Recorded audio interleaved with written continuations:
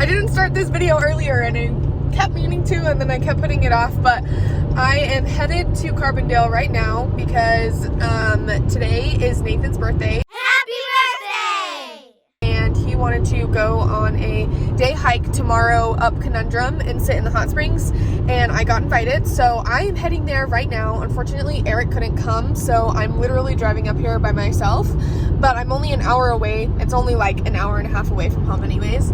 I stopped just to grab a couple of disposables real quick, and then now I'm just heading up there. Yeah, so here we go. I'm super excited. I've really wanted to hike Conundrum for a really long time. Well, couple of years now, maybe a few years, and so I'm just excited that I finally am getting the chance to do it. Yeah, so here we go. Look at that. I wish that Eric was here so that I could get a better study or video, because it's so beautiful just driving out right now. Here's our cabin. Alright, this cabin is super nice inside, and I just wanted to make a quick video showing the inside. Everybody's outside right now. There's like a hot tub outside that has water that comes from the natural springs, like right outside. It's just for our people that are at the cabin.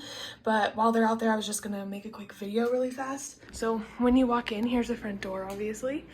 And when you walk in, there's a little kitchen here. Nice little table and a fridge. Everybody's already got all their shit everywhere, so sorry for the mess, but here is the little living room, the little bed, and we came out of this little bathroom right here, as you saw earlier. And then, yeah, like I said, there's like one that's right outside of our cabin, just a little walk down, and then there's like one that's like a 2-minute walk that way, like right on the river. That's really cool, I guess. So I'm about to go out there. I don't know if I'll get any video, but just wanted to show the cabin really quick because it's really cool in here. So bye.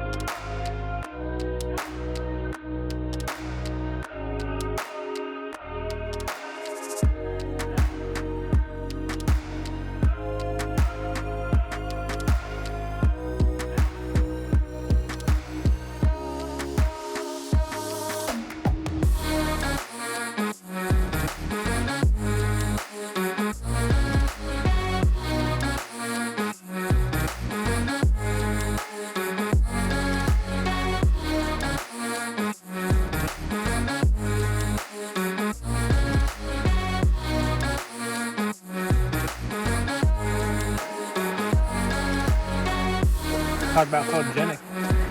Right.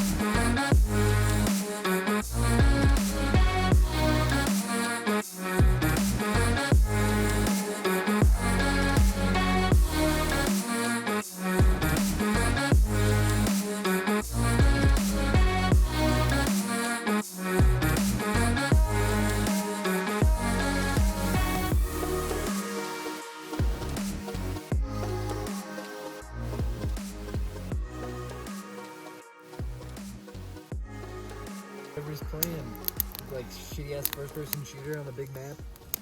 Beats me. What Call of Duty? Hey, What's the skeleton's favorite instrument? I didn't mean to laugh so hard at that. The trombone. It's fine. Okay, what is up? I am finally doing this freaking story time. It has literally been, let's see, happened in April, at the end of April. It is now July, so May, June, July, literally 3 months since I went on the hike, and I literally finished editing the first part of that video if you just watched it. Otherwise, maybe you're just here for the story time. We're getting to that. But that was done like a couple weeks ago, but I just really wanted the story time piece in here. So when I looked back at the fun time I had, I could also remember the details more clearly than I would maybe like 10 years into the future. I won't remember them as clearly as I do 3 months later. I should have done this 3 months ago, but that's okay. 3 months is still a good amount of time. I still remember it pretty clearly, although I feel like I'm not as traumatized now as I would have been when I had filmed it a little earlier. So who knows if that's better, who knows if that's worse. But anyways, I guess we should go ahead and get into it. Basically, the hike, as you saw, was absolutely gorgeous. Unlike anything that I've gotten to see with my own eyes before, and pictures and videos really don't do it justice. I did get some really great shots, but seriously, it's nothing like actually being there and seeing just the beauty of it in person, and just the way that Mother Nature has intended you to see it. Also, it was really interesting because there had been an avalanche, I think either this last winter or the winter before, and so many of the trees were literally like in like the bottom of them, like here's the trunk right here, right? And it was just like, I wish I could make that part of my arm just like flop over, but like it was broken from that, and they were all just like formed all the way like this. They were all dead. Obviously they had completely broken. So the forest was not as lush as I had been told, but that's because Mother Nature, like I said, the way she intended things to happen, the forest was no longer there. There were bits of forest areas, and God, it was absolutely gorgeous, and the snow was gorgeous. I will say I will never go up there during that time of year again. I will go in July sometime, just because apparently there's still snow up there during this time, but it's just not as heavily packed as it was when we were there. It was literally heavily packed from the very bottom of the mountain, and it just got progressively worse as we went up. There's this phenomenon in the mountain called pigeonholing. I believe that's what they told us it was called. And basically it's where the sun is beating down on the super dense snow, and the snow is slowly starting to melt, because at night it freezes enough so that by the morning time, once you get there, you can walk on it really easily, especially if you have ice picks on your shoes, or like they're like little diamonds, and so it makes it easier to walk on the packed ice. But on the way down, because of the pigeonholing, the way that the sun hits it, it starts to melt. It doesn't go down as it melts though, maybe slightly, but not enough to where it's packed down. So as something heavier goes over it, like a person like myself or somebody heavy-footed just stomps into it, it literally all packs down. And when it was packing down at this at Conundrum, it was literally packing down to like this high. Like it was literally, my entire leg was like up, and it was crazy. There was points where on the way down, because of how crazy it was, I was literally just crawling, and then at one point as I was crawling, my whole body was going down into it. That was just terrible. It was terrible. The snow was terrible, and while it was absolutely beautiful and it was a crazy awesome experience, I don't want to go back when there's snow. Plain and simple. Just that part was not fun. But we're walking up the mountain, and I was ready for snow.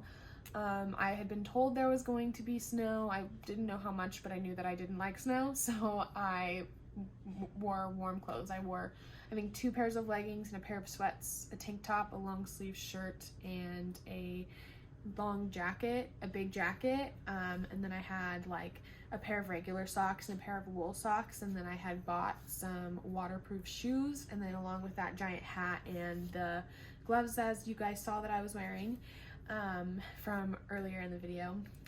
But I guess a couple of the other people were not prepared for, I guess, maybe any snow or much snow at all, because one of them actually wore shorts, and that was not the best idea. I think that should have been a good call at the beginning to, hey, you guys are probably not going to make it up to the top, and if you do, it's not going to be the safest thing. But nonetheless, we didn't listen to that hint, and we're trekking up the mountain, and as we're going, a couple times, well, at the beginning, we were going really fast. We made it quite a few miles in the first couple of hours, but then as the day progressed, pigeonholing started, slowing us down progressively, especially for myself and the guy in shorts. For some reason, I guess we're just much more heavily footed than everyone else. I'm not really sure exactly what, but we kept falling through the snow, and that was really annoying. And then for him, poor guy with his shorts, it was cutting him because the snow was like little ice, sheets of ice, but it like was very sharp, and it just kept cutting him, and progressively every time he fell, the cut would get deeper and deeper and deeper, and so that wasn't good. And then he also didn't have waterproof shoes on top of it, so he's falling into the snow much more so than I was on the way up. Him and I were really the only ones that did, but he was falling much more than I was on the way up, and so he was already hurting pretty bad by the time we got to the top of Conundrum.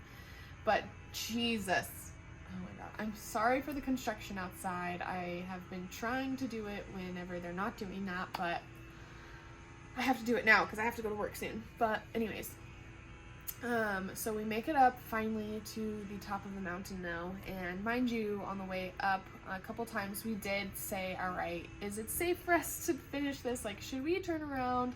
But all of us were super stubborn. We wanted to make it to that damn hot spring. We wanted to go and be at the top, and so we made it there, and it was absolutely gorgeous. It felt so good to sit in that hot spring. It was a most beautiful sight I have ever seen. I would love to go back. I know that there are so many other sites also that I would love to see, and that is just one of the many sites in the world. But I do want to go back, and I want to camp overnight and be able to lay in the hot spring and like look at the stars, because the stars that night laying in the cold were phenomenal. So being in a place where I would be comfortable and warm, hopefully, and having a good time, maybe a little drunky, you know, like, oh, it would be phenomenal. So anyways, we're sitting there, and we really only have about, we're sitting there and we really only have about 20 minutes technically when we told ourselves we needed to leave by a certain time.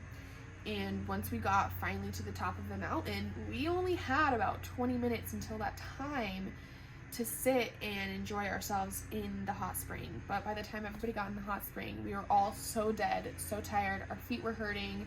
We were just ready to just chill for a second and sit. So really, we allowed ourselves to sit in there a little bit too long. We also needed to get water before we trekked down. And one of the guys who was being, I think, the most practical out of all of us, he was like, yeah, we need to go get water. And he got out and got dressed and went down to get water. So I followed him to get footage. Not as practical, of course. But I just wanted to show the process of filtering your own water, because that was really cool to be able to literally drink straight from the river. Super cool. But anyways, so we went and everybody got their waters and we started trekking back down. It was probably about an hour and a half maybe after we wanted to start the trek back down. Looking back, we would not have made it back down the mountain regardless of the time that we had left because of the snow pigeonholing effect, that we were not prepared for how absolutely terrible it was going to be on the way down. Like, we knew it was going to be bad. That's why we had talked about turning around. We were like, this is going to be worse, but we didn't know what worse actually was. Like, it was astronomically worse than on our way up. And so we're making our way back down. Guy still has shorts. Shorts are not doing well for him. He's getting more and more cut up. And basically, somebody has an extra pair of pants in their sack. So we had to stop and bandage him up. And he got these new pants on. I believe he may have gotten a new pair of socks, but at the same time, I'm also recalling that people weren't wanting him to put on the new pair of socks, extra pair of socks, because his feet were already so wet and his shoes were already so wet, it wouldn't have done any good, and the extra socks would have been gone if somebody else that had waterproof shoes needed them. And so I can't really remember the exact detail if he did get the socks or didn't. I feel like he didn't, but either way, we started back trekking down, and around this point is when we're like, all right, shadows are coming, sun behind mountain. We're not doing so good. We don't know how many miles left, and so we need to start thinking about, having someone go get help and some of us staying behind and setting a fire and trying to just stay warm and stay alive. And so, it sounds so much, I feel like that just sounds so dramatic, and yes, it really was the situation, but I don't think anybody's lives were ever super in danger. The only time I felt my life was ever in any danger whatsoever was this one time as we're walking down. There was a pond area. It was pretty big, and it was not frozen because, like I had said, the sun had been beating down on it, and on half of it there was an embankment of snow over it, which is how we had to get over this pond lake area. So as we're walking over it, there's a couple people that made it before me, and I'm walking over. My heavy-footed self falls through the damn snowbank, and my foot touches the damn water. All right, my boot is like slowly filling up with water. My leg has been now suction cupped into the snow because snow fell in on top of it, and I'm falling now through the other side with my other side of my body. I'm freaking out. I'm trying to pull myself out. It's suction cupping me in. It's suction cupping the guy that's trying to help me out. Someone from the front runs back, shovels my leg out.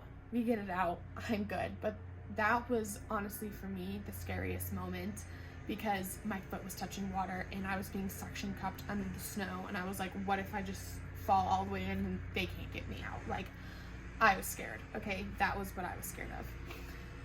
But we get down, and the guy that had a cut leg, he's really far behind us. He's hurting really bad.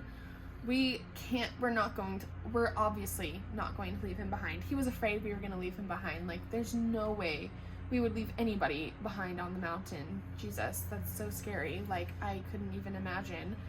And so we all stopped and sent a couple people ahead and started a fire, and we found a dry embankment under a tree, and we got a fire going, or someone got a fire going.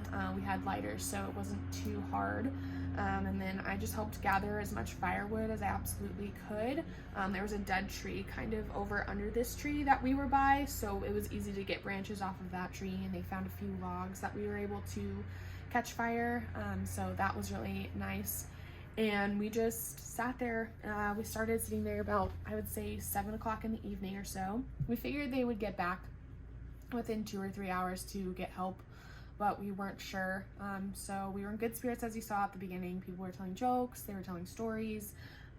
We kind of took account of what food we had. Everybody had water. We were just trying to dry all of our belongings so that by the time anybody found us, we were able to just put on our warm clothes, or maybe even just put them on to be warm in general. And so that was the plan, and we kept the fire going, and it was about 12 o'clock and we hadn't heard anything, we hadn't seen anything, and we were just sitting there. Someone had an emergency blanket, so we had been passing around the emergency blanket, and basically we all just huddled as close to the fire as we possibly humanly could, and we just stayed there for hours, and we were really getting worried. There was a couple times where we discussed leaving, like just, you know, putting it out and covering it in snow and then getting out of there and booking it out and trying to make it as far as we could before we set another fire if we had to. But we weren't sure, you know, how far we would have to go. None of us really had enough flashlights to get there. And we just all around weren't sure of the possibilities, whereas here we were safe. If we could just stay there for the night, we could just get out of there in the morning and we would be okay. So we stayed there, waited, and by 2:30, you know, we were like, all right, we're gonna have to trek out of here. Like, we're gonna have to wake up in a couple of hours and just leave. The snow should be frozen again by then, we'll be fine. It was like 3 o'clock, just before like a couple hours, and till we were going to leave, and these people showed up. They were whistling for us and they had flashlights and they were shining them at us, and so we were like, oh my god, there's people here to save us. And they had down jackets and they had snowshoes for us, and they helped us put out the fire, and they had extra flashlights, and they just made sure that we were okay. It was a husband and wife. They were the nicest people.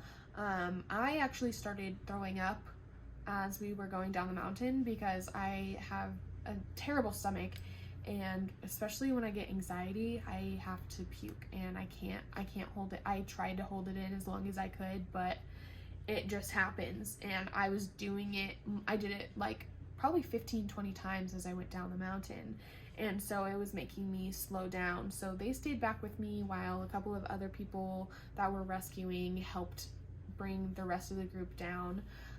I made it back about 20 minutes after the rest of the group, and they were all worried because they had called an ambulance up to make sure that I was okay. I told them I'm totally fine, this just happens when I'm anxious, but they wanted to make sure. So I went to the ambulance, and they gave me a magical pill that just made me feel instantly better. And well, it took like 10-15 minutes to feel better, but it was really nice to get that medication. And yeah, basically our friends that had gone down the mountain, it took them about 5 hours to get down the mountain, and then so then they had to ski to us, and then we had to trek out of there, and it took us about 5 hours again to get out. For them, the reason it took them 5 hours was because they're like very well-versed hikers, they know what they're doing, but they got lost in the dark because one of their flashlights wasn't working. So they made a wrong turn at some point and had to trek back, and it took them 5 hours. It took us, it only took us 4 hours. Because it was, it was 3, and then we got down by 8. So, yeah, so it was 5 hours. And, yeah, it was a doozy. We made it down, though, and everybody was okay. Nobody got hurt, thank God. Thank you so much to the rescuers that helped us out. It was definitely an adventure. I will not go trekking in snow that deep ever again whatsoever. That was not a fun time, and I don't think it would be fun for anyone unless they literally bought skis and just skied down the freaking mountain. But yeah, otherwise it was gorgeous. I had a great time with my friends, and I made some friends, and you know, it's an experience that I will never forget, and I just really wanted to commemorate it and tell the people that have been asking this, like, about the story, and also just kind of have this forever so that I can always remember the story. of the time that I got lost and rescued on Conundrum with a bunch of basically strangers. So they all became my friends, of course. I had a blast, and yeah, I can't wait to go back and hike Conundrum again. So that is my story, and I hope that if anybody's watching that they enjoyed. Otherwise, what's up editing me? Finger guns. So yeah, I guess, you know, stay sexy, don't get murdered, and all that other good shit.